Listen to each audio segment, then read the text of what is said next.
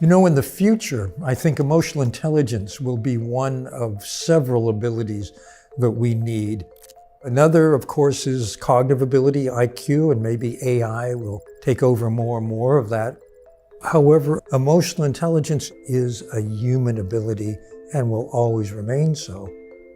IQ predicts how well you'll do in your school years and how much salary you can make over the course of a career, because it says what job you can get into, like being a business executive or a doctor or a lawyer. But once you're in those professions, everybody else is about as smart as you are. That's where emotional intelligence kicks in.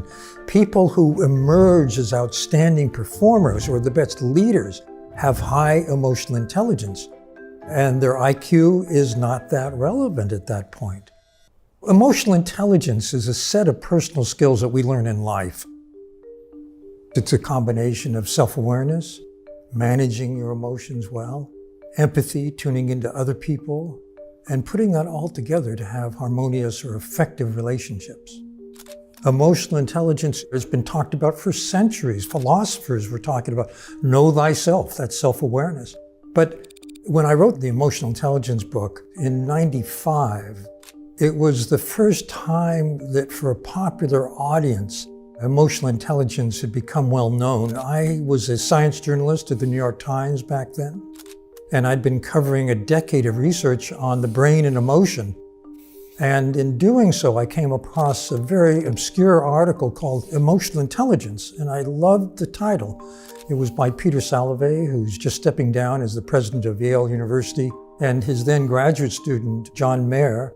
And I thought, wow, what a great phrase. It seems like an oxymoron. You don't put emotions together with intelligence, but actually it's being intelligent about emotions.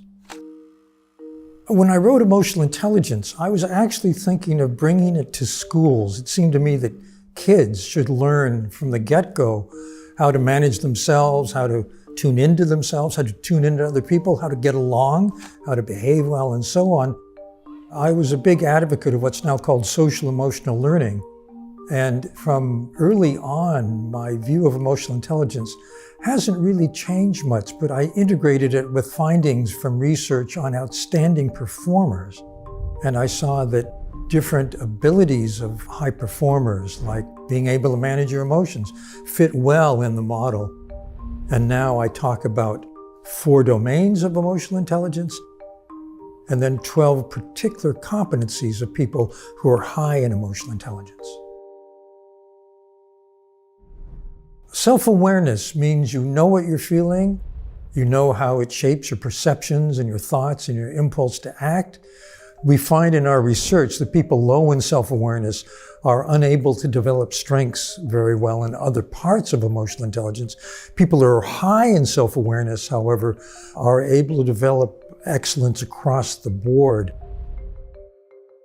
Self-management means when you're upset, when you're angry, when you're anxious, can you manage your emotions? Can you keep them from disrupting your focus on what you have to do right now?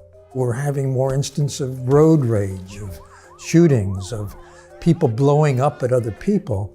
There's a growing need for people in general to get better at this ability. The third part is social awareness, which in one sense means practicing empathy. You not only know how the person thinks and how they feel, you care about them.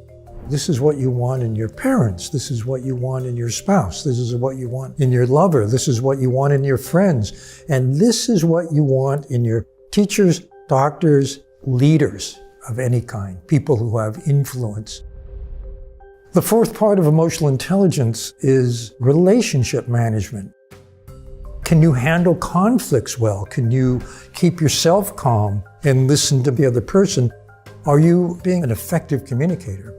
Full rapport means that you feel close, you feel you can work with this person, you can trust them.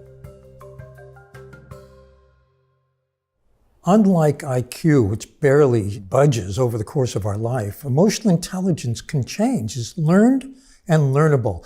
And it's learned and learnable at any point in life. Emotional intelligence is not one thing. It's like going to a doctor for a physical. You get your lipids and your good cholesterol, bad cholesterol. You get 15 data points.